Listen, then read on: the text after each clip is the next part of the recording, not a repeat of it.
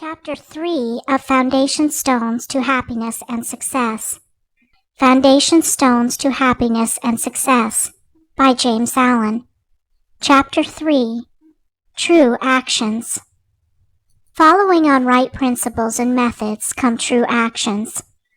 One who is striving to grasp true principles and work with sound methods will soon come to perceive that details of conduct cannot be overlooked, that, indeed, those details are fundamentally distinctive or creative, according to their nature, and are of deep significance and comprehensive importance, and this perception and knowledge of the nature and power of passing actions will gradually open and grow within him as an added vision, a new revelation. As he acquires this insight, his progress will be more rapid, his pathway in life more sure, his days more serene and peaceful.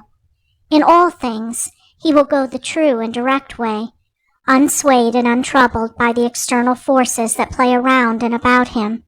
Not that he will be indifferent to the welfare and happiness of those about him, that is quite another thing, but he will be indifferent to their opinions, to their ignorance, to their ungoverned passions.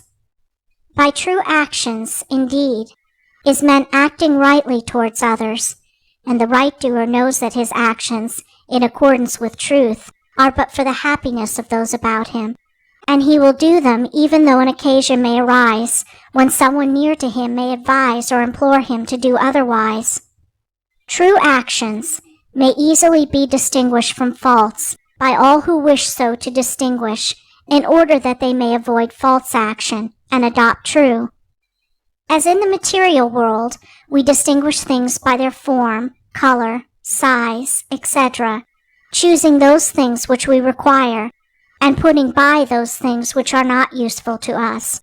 So in the spiritual world of deeds, we can distinguish between those that are bad and those that are good by their nature, their aim, and their effect, and can choose and adopt those that are good and ignore those that are bad.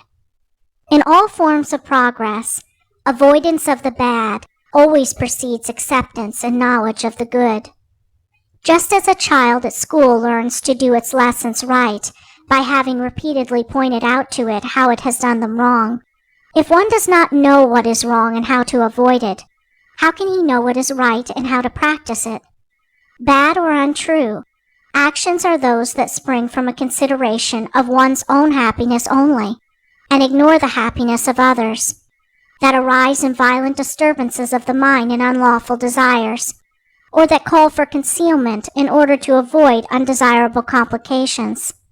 Good or true actions are those that spring from a consideration for others, that may arise in calm reason and harmonious thought framed on moral principles, or that will not involve the doer in shameful consequences if brought into the full light of day. The right doer will avoid those acts of personal pleasure and gratification which by their nature bring annoyance, pain, or suffering to others, no matter how insignificant those actions may appear to be. He will begin by putting away these. He will gain a knowledge of the unselfish and true by first sacrificing the selfish and untrue. He will learn not to speak or act in anger, or envy, or resentment, but will study how to control his mind, and will restore it to calmness before acting, and most important of all, he will avoid, as he would the drinking of deadly poison, those acts of trickery, deceit, double-dealing, in order to gain some personal profit of advantage, and which lead, sooner or later, to exposure and shame for the doer of them. If a man is prompted to do a thing which he needs to conceal, and which he would not lawfully and frankly defend if it were examined of witness, he should know by that it is a wrong act, and therefore to be abandoned without a further moment's consideration. The carrying out of this principle of honesty and sincerity of action, too, will further lead him into such a path of thoughtfulness and right doing as will enable him to avoid doing those things which would involve him in the deceptive practices of other people.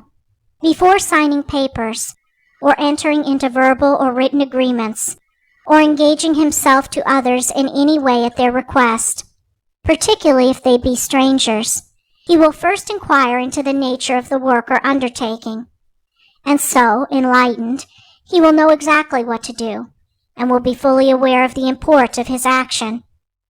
To the right doer, thoughtlessness is a crime. Thousands of actions done with good intent lead to disastrous consequences because they are acts of thoughtlessness. And it is well said that the way to hell is paved with good intentions. The man of true action is, above all things, thoughtful. Be ye therefore wise as serpents, and harmless as doves. The term thoughtlessness covers a wide field in the realm of deeds. It is only by increasing in thoughtfulness that a man can come to understand the nature of actions, and can, thereby, acquire the power of always doing that which is right. It is impossible for a man to be thoughtful and act foolishly. Thoughtfulness embraces wisdom. It is not enough that an action is prompted by a good impulse or intention. It must arise in thoughtful consideration, if it is to be a true action. And the man who wishes to be permanently happy in himself, and a power for good to others, must concern himself only with true actions. "I did it with the best of intentions," is a poor excuse from one who has thoughtlessly involved himself in the wrongdoing of others. His bitter experience should teach him to act more thoughtfully in the future. True actions can only spring from a true mind, and therefore while a man is learning to distinguish and choose between the false and the true, he is correcting and perfecting his mind, and is thereby rendering it more harmonious and felicitous, more efficient and powerful.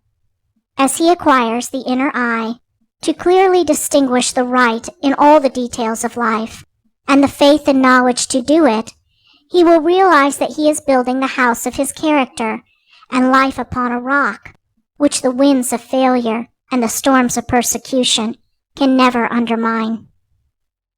End of Chapter 3.